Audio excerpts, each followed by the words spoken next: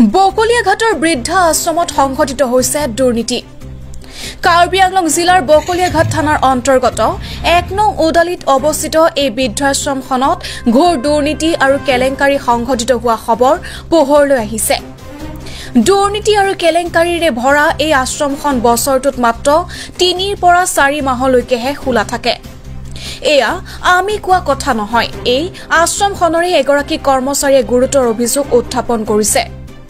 প্ৰাপ্ত খবৰ মতে নগৰ তাফাজুল আলী আৰু ইকৰাম আলীৰ নেতৃত্বত চলি থকা আশ্ৰমখনত বৃদ্ধসকল আচলতে এজন ব্যক্তিৰ বাহিৰে আন সকলোবোৰ ১ নং উদলি আৰু হগলাকটা গাঁৱৰ, যিসকলক মাতি আনি প্ৰতিদিনে ১০০ টকাকৈ মাননি দি আশ্ৰমত ৰখোৱা হয়।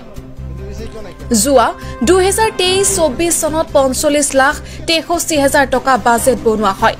উল্লেখ্য যে অটল ভায়ো অবৈধ যোজনা আঁচনিৰ নামত আবণ্টন হোৱাৰ পাছত অৰ্থাৎ দিল্লীৰ পৰা বিষয়া উপস্থিত হৈ পৰিদৰ্শন কৰি বিভাগীয় কাম সমাপ্ত হোৱাৰ পাছতেই পুনৰ বছৰটোৰ বাবে উক্ত আশ্ৰমখন বন্ধ কৰি দিয়া হয়।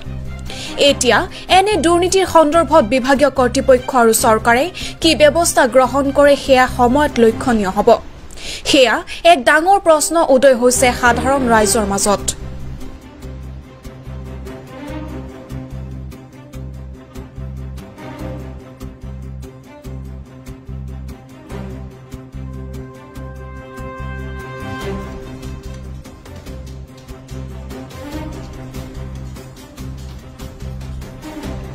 কি ক'ব এই বৃদ্ধাশ্ৰমখন বহুত মাহত দেখিছোঁ কোনো অহাই নাই। আজি কমেও এতিয়াতো ইংৰাজী মাহতে গৈছে, আমিতো ইংৰাজী মাহ নাজানোৱে, অসমীয়া মাহতে কথা কৈছে। ৪-৫ মাহ হ'ল মানুহ নায়েই, খালি ঘৰৰ মালিকৰ ল'ৰা এটাই আছে আৰু বুঢ়া এজন আছিলে, তেখেতো গুচি গ'ল নবৌহঁতে। আকৌ এইপিনে বোৱাৰীয়েকে, জীয়েকে আৰু বোৱাৰীয়েকে সি লৈ গ'লহি। সেইটো জানো এতিয়া বন্ধ বুলি চবেইতো সুধিবই আমাক, ওচৰত আছোঁ যেতিয়া ক'বই লাগিব সঁচা কথা। যিহেতু আহাই নাই, মই কোৱা নাই 4-5 মাহ হ'ল নাই অহা।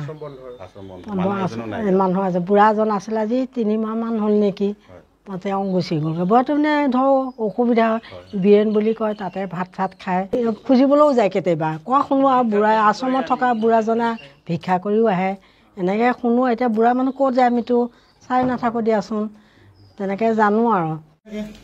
বিৰিয়ানী দি থাকে আপোনাক খাবলৈ, সেইটো আপোনাক কোনো বনাই নিদিয়ে? নাই, কোনেও বনাই নিদিয়ে। বুঢ়াটোৱে এই ডেক্সি এটাত চাহকণ বনাই খায় অকলে, দিনটো বহি থাকোঁ অকলে, দিনটো বহি থাকোঁ, আকৌ ৰাতি চব জ্বলাই পেলাই অকলে গৈ থাকোঁ।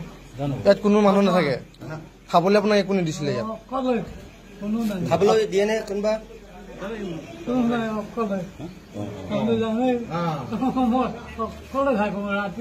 অকলে থাকে, দিনটো অকলে থাকে, ৰাতিও অকলে থাকে।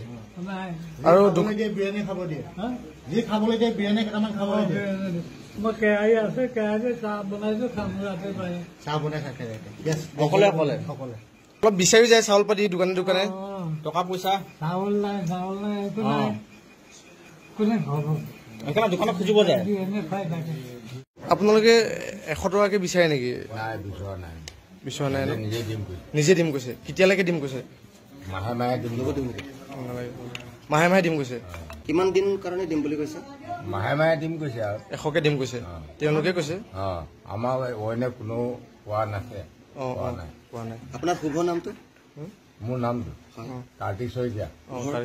ঘৰ এই উদালি ওচৰতে মাতাৰ কাৰণে আহিছে আৰু। এইখন বন্ধ হৈ আছে আজি এবছৰে হ'ল।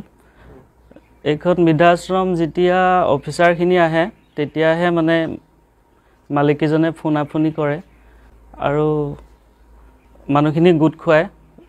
2 মাহ, এমাহৰ বা 3 মাহৰ ভিতৰত যেতিয়া অফিচাৰ আহিলে, অফিচাৰে ছাৰ্ভে কৰিলে চবৰে নামত, মানুহখিনি ঠিকে থাকে আছে, খোৱা বোৱা কৰিছেনে নাই, ছাৰ্ভে কৰিলে, কৰি পেলাই আমাৰ এষ্টিমেটটো 1 বছৰৰ কাৰণে বাজেটটো বনাই বিল পাছ কৰি দিলে আৰু গ'লগৈ। আৰু মানুহকেইজন তাৰপিছত 1 সপ্তাহমান থাকে আৰু 1 সপ্তাহ এনেকৈ থাকি পেলাই চবকে কিবা এটা দিয়ে আৰু দি পেলাই সিহঁতে গুচি যায়। মই ছুপাৰিণ্টেণ্ডেণ্ট হয় এই আশ্ৰমখনৰ। ইয়াত মোৰ এনেই সিহঁতে লিষ্টটো বনাই যেনিবা তোমাৰ 12,500 টকা আৰু দিয়ে প্ৰথম মই 2 বছৰ কৰিছিলোঁ সেই বেলেগ এটা জেগাত আছিলে এই আশ্ৰমটো তাত আছিলে মোক 4000কে দিছিলে 2 মাহ দিছিলে 4000কে তাৰপিছত এতিয়া এইটো ইয়াত আহিলোঁ ইয়াত 1 বছৰ সাৰ্ভে কৰিলে তাত দিলে মোক 5000 টকা এটা দিলে তাৰপিছত আৰু বৰ্তমান এতিয়া বন্ধ হৈ আছে বন্ধ হৈ থাকিলে মোৰ স্যালাৰি নাহে বুলি ক'লে নাপায় বুলি কৈছে এনে আপোনাৰ নিয়মত কিমান পাব লাগে নিয়মত 1 মাহত 12500কে বনাই হেতে বিলটো আৰু 1 বছৰৰ কাৰণে পাব লাগে কিন্তু হেতু দিয়া নাই বা নিদিয়ে হেতে আৰু বাকি মানুহখিনি কিবা এটা দিয়ে আৰু দি পেলে পঠাই দিয়ে হেতু সিস্টেম আকৌ এতিয়া মানে আপকামিং মানে এতিয়া গম পাইছো যে হেতে আহিব অফিচাৰ আহিব লগা হৈ আছে কিদিনত সাৰ্ভে কৰিব বাজেটটো বনাবৰ কাৰণে ফুনাফুনি কৰিছে মানুহবিলাকক হেতে আহিম বুলি আৰু আহিব চাগে এই 2 দিনৰ ভিতৰত যেতিয়া আহিব আপোনালোকে আহিব তেতিয়া লাইভ ভিডিও বনালে আপোনালোকে গম পাব যেহেতু এটো এটা দুৰ্নীতি বুলি এতিয়া আপুনি বুজি উঠিছে এটো ক্ষেত্ৰত কি ক'ব মই জনাত এতিয়া দুৰ্নীতি সম্পূৰ্ণভাৱে দুৰ্নীতিয়ে হৈ আছে আমি হৈছো গাঁৱলীয়া মানুহ যেহেতু আমি কৈছে যেতিয়া আমি বোলো এনে বেকাৰ থাকাতকে আহি পেলে 2 টকা পালে আমাৰ ঘৰখন চলিব হেইটো ভাবি পেলে আহিলো আহি পেলে ইয়াত দুৰ্নীতিৰ লগত লিপ্ত হৈছো নিজে এতিয়া হেৰি হৈছে মনটো মানে অলপ ঘেলিমেলি হৈছে গতিকে মই ভাবিছো যে এইবাৰ মই নকৰো এইবাৰৰ পৰা আৰু মই ইয়াত কাম নকৰো